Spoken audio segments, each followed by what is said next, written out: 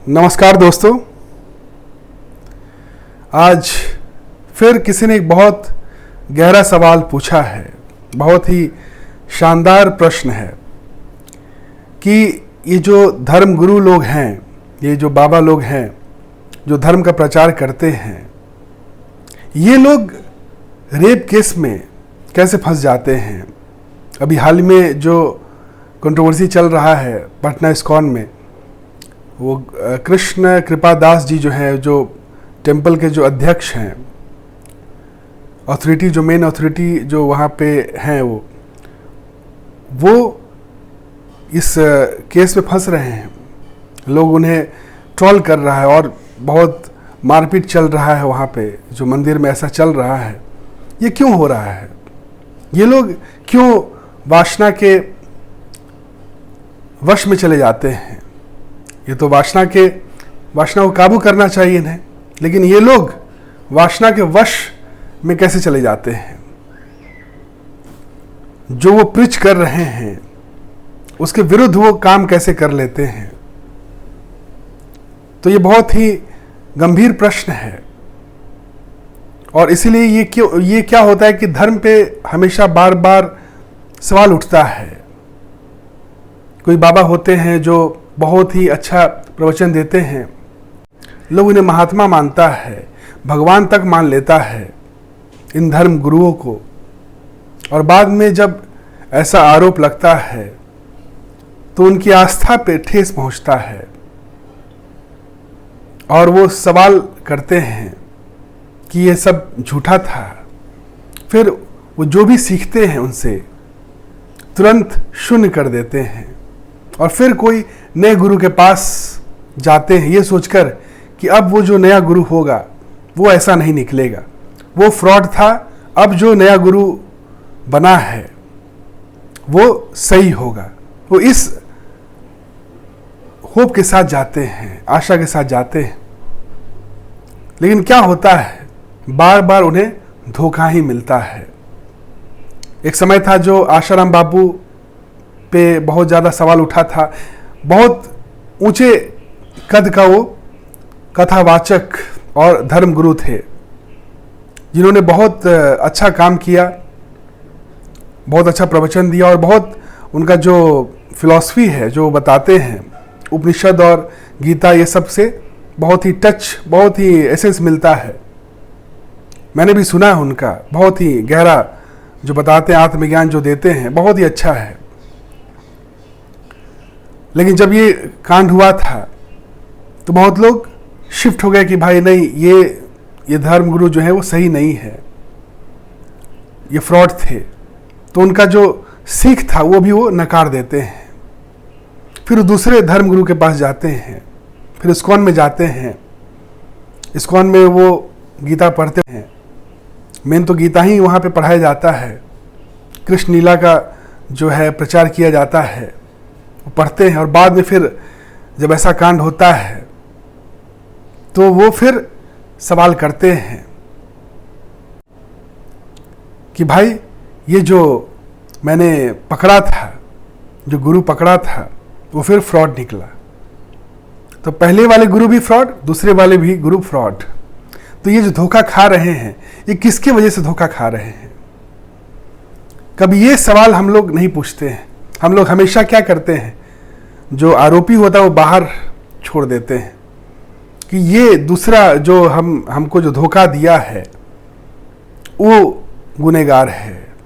कभी हम अपने भीतर झांक कर नहीं देखते हैं कि आखिर हम क्यों बार बार धोखा खाते हैं, हमारा विश्वास और आस्था क्यों बार बार टूटता है। अगर ये हम सवाल पूछेंगे अपने आप से तो फिर हम कभी धोखा नहीं खाएंगे, कभी हम इस पाखंड में नहीं पड़ेंगे। ये जो पाखंड का जो व्यापार चल रहा है, उस व्यापार में हम कभी फंसेंगे नहीं। अगर हम ये क्वेश्चन अपने आप से पूछते हैं तो क्या हो रहा है, हम लोग किसके पीछे भाग रहे हैं? एक्स्ट्राऑर्डिनरी चीज़ों के पीछे भागते हैं। जो नॉर्मल है, जो कॉमन है, वो हमें एक्सेप्टेबल नहीं है। हम लोग चाहते हैं कि हम लोग कुछ एक्स्ट्राऑर्डिनरी चीज़ हमें कुछ मिल जाए, मैं कुछ एक्स्ट्राऑर्डिनरी बन जाऊं। यही जो हमारा जो क्या है लालच है, उसके कारण क्या होता है, हम लोग ये गुरुओं के पास आकर्षित होते हैं। लेकिन ये जो गुरु होते हैं ये लोग भी क्या है, ये ठगते हैं, आप लोग ठगाते हैं। बस अंतर यही है कि वो ठगते हैं और आप लोग ठगाते हैं, दोनों बेवकूफ़ी है। एक बड़ा बेवकूफ़ दूसरे छोटे बेवकूफ़ को ठगता है। क्योंकि आप लोग इसी पे विश्वास करते हैं कि जैसे अब एक एक्स्ट्राऑर्डिनरी क्या है, मतलब एक आदमी है, इंसान है, इंसान का जो बेसिक नीड्स है वो खाना है, पीना है, जो बॉडली जो नीड है वो तो रहेगा ही रहेगा। लेकिन हम लोग उसके पीछे भागते हैं कि जो नहीं, एक महात्मा है वो 10 दिन से पानी नहीं पिए हैं, एक महात्मा है जो 10 दिन से खाना नहीं खाए हैं, एक महात्मा है जो हवा में चलते हैं, हवा खाकर चलते हैं, एक महात्मा है जो उन्होंने कभी संभोग नहीं किया, एक महात्मा है जो ब्रह्मचर्य का पालन किए हैं, जिंदगी भर कुंवारे रहे हैं, शादी नहीं किया उन्होंने। तो ये सब जो चीज़ है हम लोग सोचते हैं कि ये तो नॉर्मल नहीं, अब नॉर्मल है, ये तो एक्स्ट्राऑर्डिनरी है। उन्होंने ऐसा किया है तो जरूर उनके भीतर कुछ एक्स्ट्राऑर्डिनरी चीज़ होगा, तभी वो ऐसा किए हैं। ये जो हमारा सोच है, मेंटलिटी है, इसके कारण हम लोग क्या होते, फंस जाते हैं। हम लोग एक्स्ट्राऑर्डिनरी चीज़ की तलाश में, सर्च में हम लोग फंस जाते हैं। हमें लगता है कि वो आदमी एक्स्ट्राऑर्डिनरी है जिसने संभोग पे काबू कर लिया है, वो बहुत ही एक्स्ट्राऑर्डिनरी कुछ होगा, उसके भीतर कुछ एक्स्ट्राऑर्डिनरी क्वालिटी होगा। कभी हम लोग साइंटिफिक इस पे सोच विचार नहीं कर पाते हैं। एनालिटिकल जो होता है, रेशनल जो थिंकिंग होता है, ये हम लोग सोच नहीं पाते हैं। अब शेर जो है, शेर क्या है, मांसाहार है।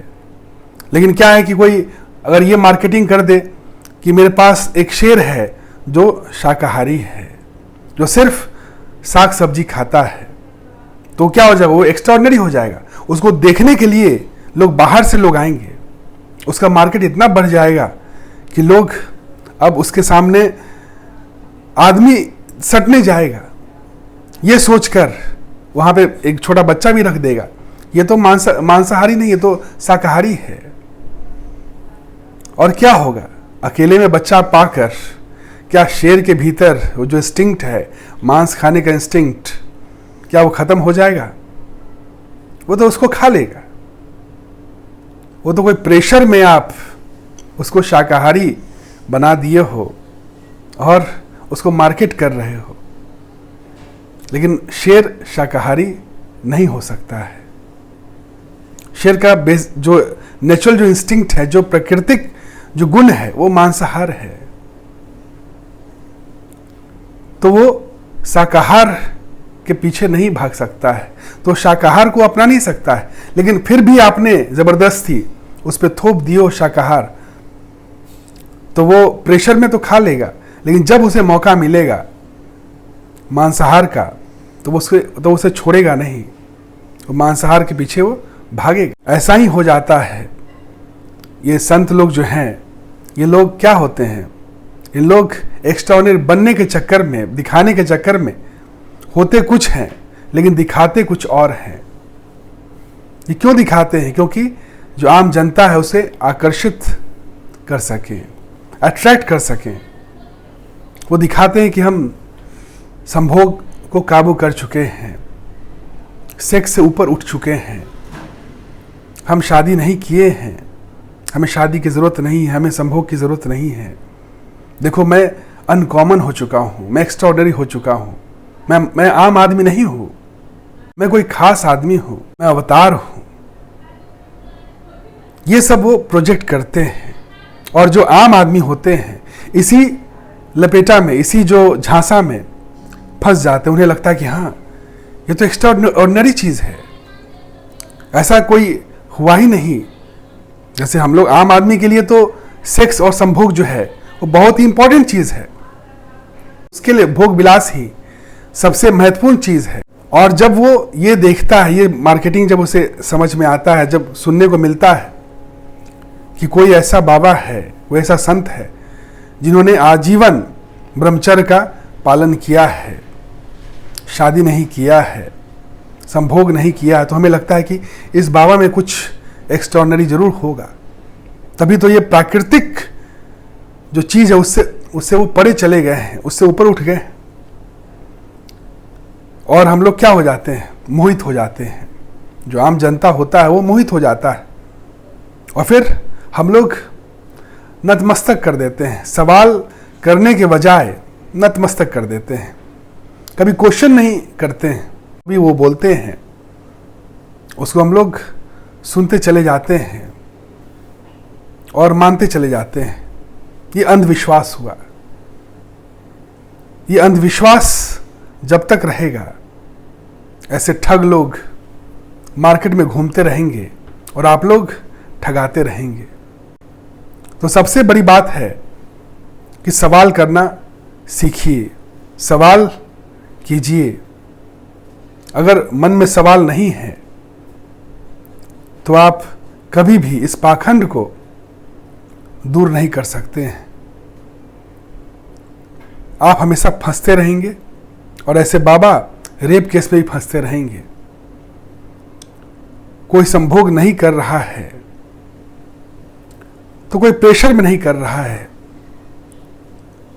क्योंकि संभोग नहीं करे तो वही एक मापदंड नहीं होना चाहिए। कोई संभोग नहीं कर रहा तो वो सेक्रेड है, और जो कोई संभोग कर रहा है वो सेक्रेड नहीं है। अगर इस मापदंड से हम कोई संत महात्मा को पूजते हैं, मानते हैं, तो ये मापदंड बहुत ही गलत है। क्योंकि एक सवाल, हम इस सवाल को बस एक लॉजिकल वे में आपको बताना चाहते हैं।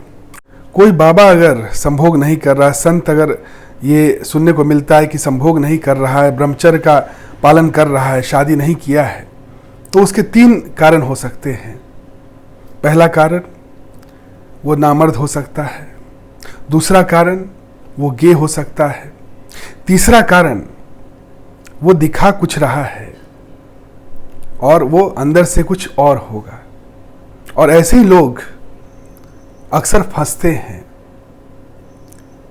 जो एक्सपोज होते हैं बाद में चल के, जो हमें लगता है कि अरे बाप रे, ये तो ब्रह्मचर्य का पालन कर रहे हैं, इन्होंने जो ब्रह्मचर्य जो है सेलिबेसी का बहुत ही गंभीरता, बहुत ही स्ट्रांग विल से पालन किया, ये संभोग से ऊपर उठ चुके हैं। वही बाबा लोग जब फंसते हैं रेप केस में तो हम लोग विश्वास नहीं कर पाते हैं, क्योंकि वो झांसे में डाल रहे थे, वो दिखा कुछ रहे थे और भीतर वो कुछ और अलग थे। जैसे कोई बताए कि हम फास्टिंग कर रहे हैं, समाज को दिखाए, समाज के लिए फास्टिंग दिखाए कि भाई मैं खाना नहीं खा रहा हूँ, भगवान के लिए व्रत कर रहा हूँ, लेकिन वो छिप कर अगर भोजन कर रहा है और आप उसको देख लेते हैं तो वो क्या हो जाता है, वो एक्सपोज हो जाता है। ऐसा ही ये जो बाबा लोग हैं वो 3 कारण से ब्रह्मचर्य का जो है, जो दिखाते हैं कि ब्रह्मचर्य मैं संभोग से अलग हूँ, इसमें कोई बहुत बड़ा चीज़ नहीं मान लेना चाहिए। एक्स्ट्राऑर्डिनरी जो कारण है उसको ये नहीं मान लेना चाहिए। इसके पीछे कोई एक्स्ट्राऑर्डिनरी कारण नहीं है, इसके पीछे बहुत ही साधारण कारण है, लेकिन हम लोग इसको एक्स्ट्राऑर्डिनरी कैटेगरी में डाल दिए हैं और हम लोग सोचते हैं कि ये बाबा लोग, ये संत लोग बहुत ही उच्च कोटि के हैं। अच्छा, एक बात बताइए, हमारे जो जितने भगवान हैं, जो ये संत लोग जिस भगवान का नाम जपने के लिए कहते हैं, चाहे राम हुए, चाहे शिव हुए, चाहे कृष्ण हुए, क्या ये लोग, ये भगवान लोग संभोग से अलग थे? क्या ये भगवान लोग शादी नहीं किए थे? जब भगवान लोग जो हमारे आदर्श हैं वो शादी किए हैं, वो नहीं ऐसा बोले कि शादी मत करो, संभोग मत करो। तो ये जो बिचौलिए हैं, जो गुरु हुए या संत हुए, ये लोग आपको बोलते हैं कि ब्रह्मचर्य का पालन करो। ब्रह्मचर्य का मतलब ही समझते हैं क्या होता है ब्रह्मचर्य का मतलब? ब्रह्मचर्य मतलब हुआ ब्रह्म की तरह आचरण जिसका हो। ब्रह्म क्या है? आत्मा है। आत्मा क्या है? सच्चित आनंद है, पूर्ण है। जो पूर्ण है वो हर हाल में संतुष्ट है, खुश है। वो प्रेजेंट में जीता है, वो फ्यूचर और पास्ट में झूलता नहीं है, वो एक्सेप्टेंस में जीता है। एक्सेप्टेंस जब आप करते हो, जो आप हो उसको जब आप एक्सेप्ट कर लेते हो, वहीं पे आप पूर्ण हो जाते हो। वही एक्स्ट्राऑर्डिनरी चीज हुआ। एक्स्ट्राऑर्डिनरी चीज ये नहीं कि जो आप हो उसको एक्सेप्ट नहीं करके जो आप नहीं हो उसके पीछे भागना, ये एक्स्ट्राऑर्डिनरी चीज नहीं हुआ। इसी में लोग फंस रहे हैं। तो ये जो माया है ये बाहर नहीं भीतर है। ये इग्नोरेंस, अहंकार हमारे भीतर है। ये जो अज्ञानता है हमारे भीतर है। हमें समझना होगा। इसे हमें बहुत ही महिमा मंडित नहीं करना है कि कोई संत ब्रह्मचर्य का पालन कर रहा है, शादीशुदा नहीं है या संभोग से अलग है तो बहुत ही उच्च कोटि का हो गया, और जो संभोग की बात कर रहा है, जो सेक्स की बात कर रहा है, जो शादी की बात कर रहा है, वो बहुत निम्न कोटि का हुआ। ये ऐसी बात नहीं है। इसलिए मैं ओशो को सही गुरु कहता हूँ, सच्चा गुरु कहता हूँ। ये इसलिए क्योंकि जो वो अंदर से थे वही दिखाए। उन्होंने जो प्राकृतिक चीज को नकारा नहीं कि ऐसा मत करो, ऐसा ये जो है गलत है, वो गलत है, इन्होंने उसको नकारा नहीं। उन्होंने बोला संभोग से समाधि। कोई बिना भोगते हुए, बिना भोग के आप योग तक नहीं पहुंच सकते हो। योग तक पहुंचना है तो भोग के जरिए ही आप पहुंच सकते हो। जब आप समझते हो, सीखते हो, हर चीज से आप सीखते हो, उसको नकार के, उसके प्रकृति के अगेंस्ट जाकर आप कभी परमात्मा को नहीं प्राप्त कर सकते हो। जब आप अपने आप को जानोगे तो आप अपने आप को एक्सेप्ट करोगे। उस एक्सेप्टेंस में ही वो आनंद है, वो सत्य है। जब आप वहां तक पहुंच जाओगे, उसके बाद जो भी आप कर्म करोगे वो ब्रह्मचर्य ही होगा। चाहे आप संभोग करो, चाहे आप शादी करो, कुछ भी करो, उसमें कोई लालच नहीं होगा। और नहीं तो आप कुछ भी करोगे वो सिर्फ दिखावा होगा। बाहर जैसे शेर हुआ, शेर को आप शाकाहारी मार्केटिंग कर दो, प्रोजेक्ट कर दो, तो प्रेशर में शाकाहारी का नाटक करेगा, शाकाहारी होने का नाटक करेगा, लेकिन जब भी उसे मौका मिलेगा वो झपट्टा मार देगा। जैसे आशाराम बाबू हुए, जैसे राम रहीम हुए, ये लोग ऐसा दिखाए कि मैं ब्रह्मचर्य का पालन कर रहा हूं, संभोग से ऊपर उठ चुका हूं। इसलिए भगवान क्या बोले? बुद्ध, आप दीपो भव। अपना दीपक स्वयं बनो। कोई भी चीज को आंख बंद करके मानो नहीं। जब तक जानो नहीं तब तक मानो नहीं। यहां तक कि गुरु भी अगर कोई है तो उस पर सवाल करना सीखो, क्यों और कैसे। कोई भी ऐसा गुरु आए उसको तुरंत मानो नहीं, उस पर सवाल करो। सवाल करोगे तभी आपको जवाब मिलेगा। इस सवाल और जवाब से जो चेतना आपका जो बढ़ेगा, उसी बढ़ोतरी के साथ आप उस सत्य को भी, परम सत्य को आप जानोगे। दूसरा कोई मार्ग नहीं है। तो ये जो भी फंसते हैं, ये सिर्फ और सिर्फ इस जो धारणा के कारण फंसते हैं कि कोई एक्स्ट्राऑर्डिनरी चीज, असामान्य चीज, संभोग से कोई दूर अगर है तो कोई बहुत ही असामान्य चीज कर रहा है, कुछ बहुत ही एक्स्ट्राऑर्डिनरी चीज कर रहा है। ऐसी बात नहीं है। ये तो बॉडली नीड है, अगर धर्म पे रहते हुए अगर आप संभोग भी कर रहे हैं, शादी कर रहे हैं, तो कोई गलत नहीं है। ऐसे बहुत संत हुए हैं जिन्होंने शादी किए हैं, ऐसे बहुत सारे भगवान हैं। मैं तो जानता हूं कि जितने भगवान हैं वो सब लोग शादीशुदा हैं। तो शादीशुदा होना और संभोग करना कोई गलत नहीं है, लेकिन धर्म के अनुरूप होना चाहिए। अगर आप धर्म के अनुरूप नहीं हैं तो फिर क्या होता है, आप फंसते हैं। आप अगर अंदर कुछ हैं और बाहर कुछ और दिखा रहे हैं, यही लोग फंसते हैं, एक्सपोज होते हैं। यही है। बाकी अगर आपको कोई भी क्वेश्चन हो तो आप बेहिचक कमेंट सेक्शन में पूछ सकते हैं, और अगर वीडियो अच्छा लगे तो लाइक, कमेंट और शेयर जरूर करें ताकि और लोगों तक वीडियो पहुंच सके और लोग भी आपके द्वारा लाभान्वित हो सके। Thank you, have a nice day, प्रणाम।